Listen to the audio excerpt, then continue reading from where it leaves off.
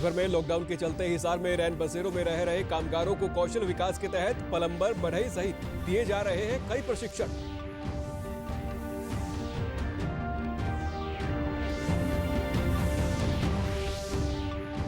फरीदाबाद के सूरजकुंड पर्यटक स्थल सहित अन्य पर्यटन स्थलों पर मेडिकल व पैरामेडिकल स्टाफ को प्रदान की जा रही है सभी सुविधाएं। फ्रंटलाइन पर काम करने वाले डॉक्टर्स ने प्रदेश सरकार का आभार जताया।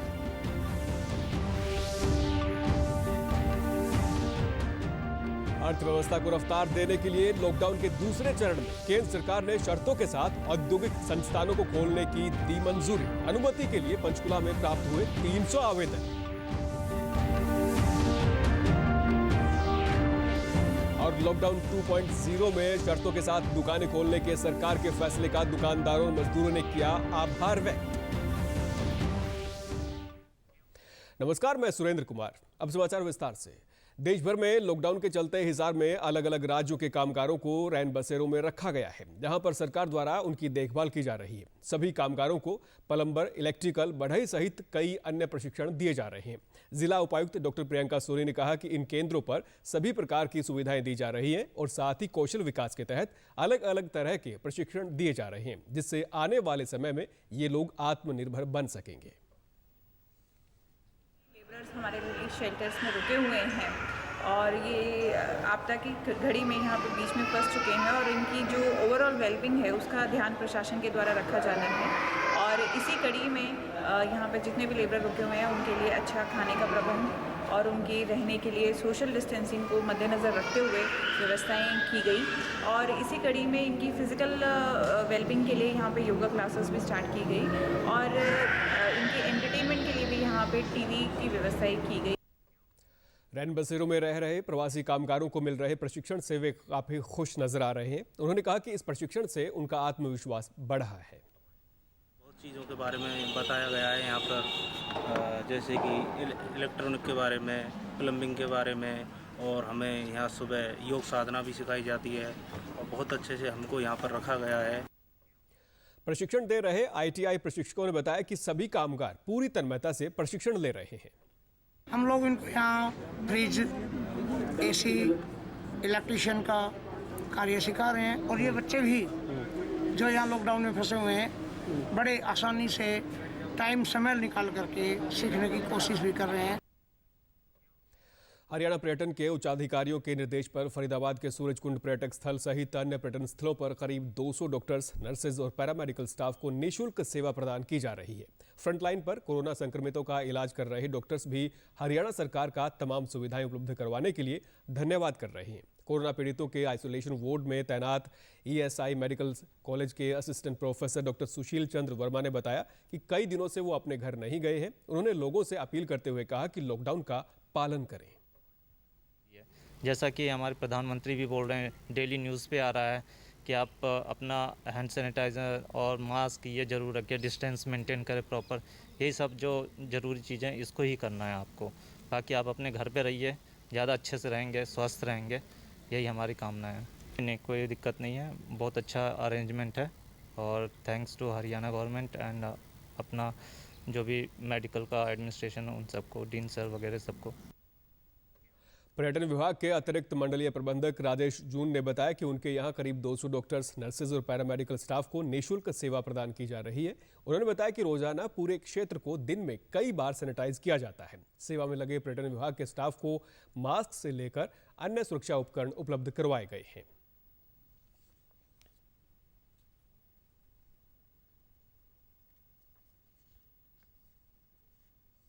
यहाँ करीब 200 के करीब डॉक्टर्स, नर्सेज और पैरामेडिकल स्टाफ जो कोरोना वॉरियर्स हैं वो यहाँ हरियाणा पर्यटन में अभी रुके हैं और हरियाणा सरकार के आदेश के अनुसार हरियाणा पर्यटन इनको निःशुल्क सेवा प्रदान कर रहा है सभी टूरिस्ट रिजॉर्ट्स में ऑल ओवर हरियाणा। और हमें बहुत अत्यंत खुशी की बात है कि हमें इन फ्रंटलाइन वॉरियर्स का सेवा का मौका हरियाणा सरकार ने दिया है।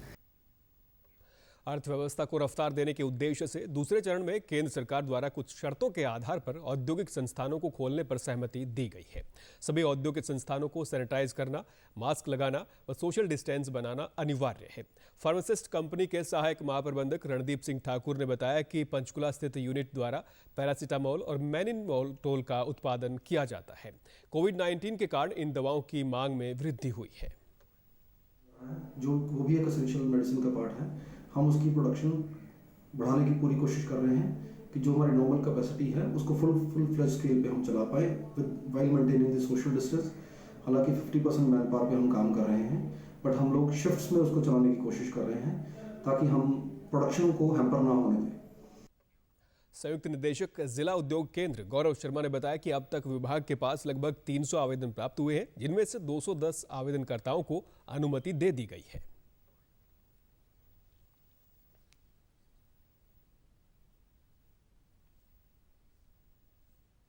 हमारे पास तकरीबन 300 के आसपास एप्लीकेशंस आई थी, जिसमें से हम 210 एप्लीकेशंस को ऑलरेडी इजाज़त दे चुके हैं कार्य करने की।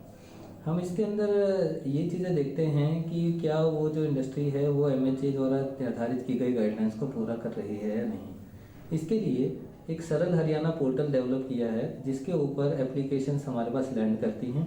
उसके ऊपर हम 5 चीज़ें देखते हैं। सरकार द्वारा लॉकडाउन में कुछ दुकानों को खोलने की छूट मिलने से फतेहाबाद जिले में दुकानदारों और मजदूरों ने इस अहम फैसले की सराहना करते हुए सरकार का आभार व्यक्त किया है।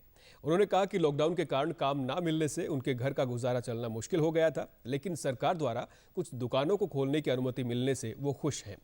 अन्य प्रदेशों से आए कारीगरों ने कहा कि लॉकडाउन के कारण वो बेरोजगार हो गए थे, परंतु राज्य सरकार द्वारा उन्हें मदद दी जा रही है।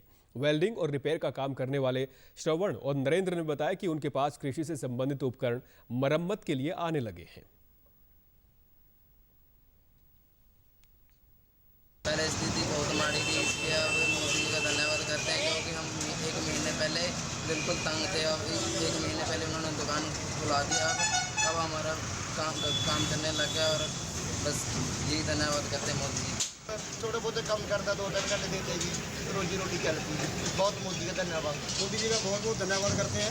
हम तो रोजी रोटी से बहुत परेशान थे, ठीक है जी। हम अपने बच्चे पाल रहे हैं जी, हमारे को बहुत खुशी है जी, उन्होंने हमारी दुकानें खुलवाई, उनका बहुत बहुत धन्यवाद, बहुत बहुत धन्यवाद। लॉकडाउन में अनुमति के आधार पर सरकार के नियमों की पालना करते हुए बहादुरगढ़ शहर में स्थित पार्ले बिस्किट फैक्ट्री सहित अन्य औद्योगिक इकाइयों में बेहतर तरीके से कार्य किया जा रहा है। परिसर में ही कर्मियों के लिए खाने का प्रबंध है। उपायुक्त जितेंद्र कुमार ने बताया कि वैश्विक महामारी के दौरान जहां आमजन की स्वास्थ्य सुरक्षा का पूरा ध्यान रखा जा रहा है, वहीं लोगों को आर्थिक रूप से नुकसान ना हो, इसके लिए औद्योगिक इकाइयों को खोला गया है। झज्जर जिले में औद्योगिक इकाइयों को खोलने की अनुमति दी गई है, जिनमें कर्मचारियों द्वारा शारीरिक दूरी बनाते हुए कार्य किया जा रहा है। हमारे गेट पे आता है, अब उसने मास्क पहना हुआ है, उस मास्क को हम एक जगह पे कलेक्ट करते हैं, नया मास्क उसको प्रोवाइड करते हैं, हैंड सैनिटाइज करा के उसका टेम्परेचर चेक करते हैं। टेम्परेचर चेक करने के बाद एक टनल बना रखी है, जिससे उसकी क्लोथिंग भी हम लोग सैनिटाइज करते हैं। वो क्लोथिंग करने के बाद उसका टेम्परेचर पूरा रिकॉर्ड करते हैं बाकायदा डेली।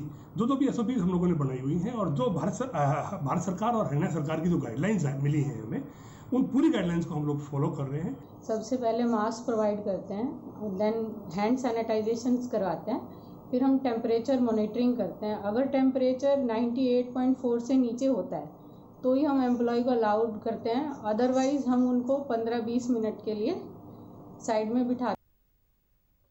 प्रधानमंत्री नरेंद्र मोदी ने कुरुक्षेत्र निवासी भारतीय जनता पार्टी के पूर्व प्रदेश अध्यक्ष आत्म प्रकाश मनचंदा से फोन पर बातचीत की।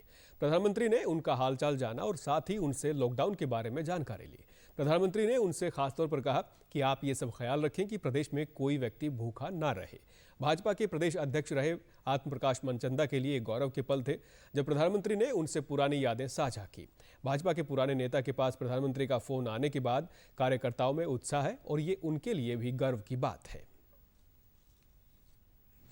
तो इतने में नरेंद्र मोदी जी ने मेरे को कहा कि मंजूता जी नमस्कार। तो नमस्कार हो गई हमारी। तो वो पूछने लगे भी आपका स्वास्थ्य कैसा है, परिवार का स्वास्थ्य कैसा है, बच्चे क्या कर रहे हैं, ठीक ठाक हैं सब। तो ये पूछने के बाद फिर उन्होंने कहा भाई कोरोना के बारे में आपकी स्टेट में आप अध्यक्ष रहे हो, क्या स्थिति है।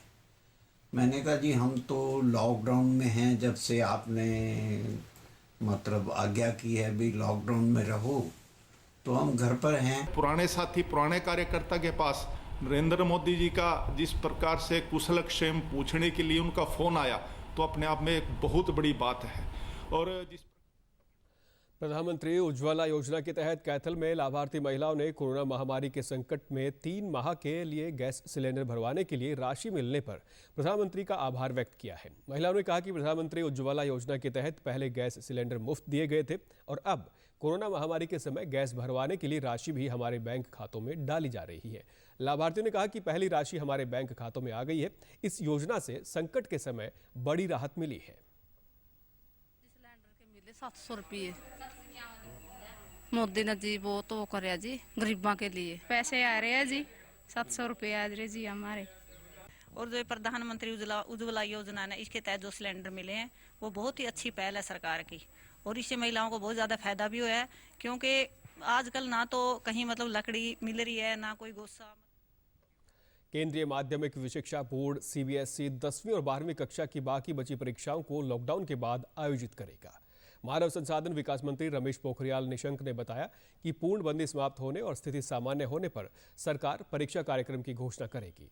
वो देश भर के अभिभावकों से ऑनलाइन माध्यम से संवाद कर रहे थे।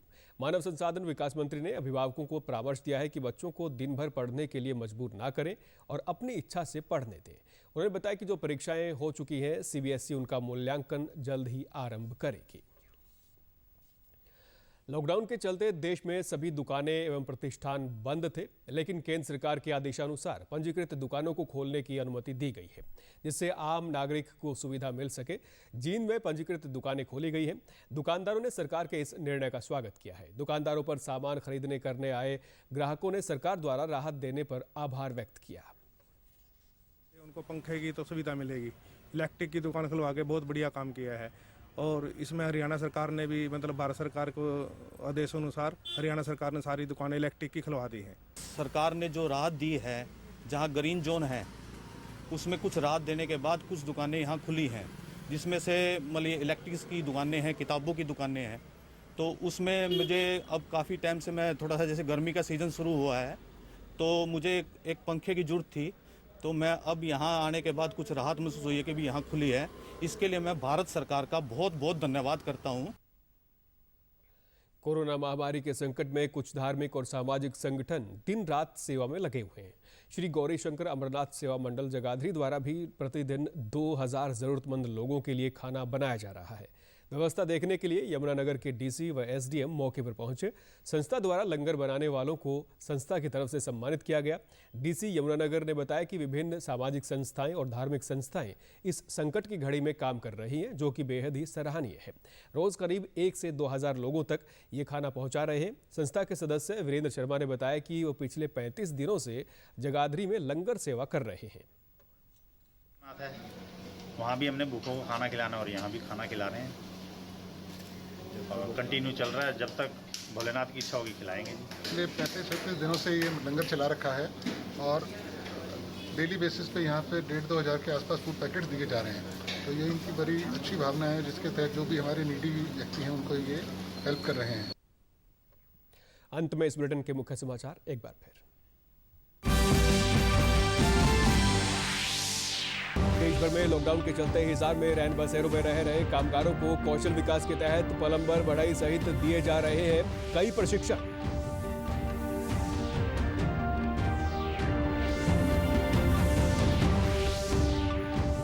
फरीदाबाद के सूरजकुंड पर्यटक स्थल सहित अन्य पर्यटन स्थलों पर मेडिकल व पैरामेडिकल स्टाफ को प्रदान की जा रही है सभी सुविधाएं। फ्रंटलाइन पर काम करने वाले डॉक्टर्स ने प्रदेश सरकार का आभार जताया।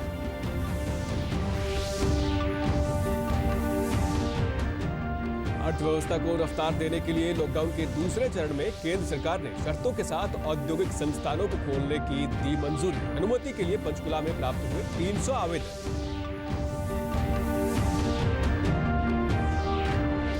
और लॉकडाउन 2.0 में शर्तों के साथ दुकानें खोलने के सरकार के फैसले का दुकानदारों और मजदूरों ने किया आभार व्यक्त।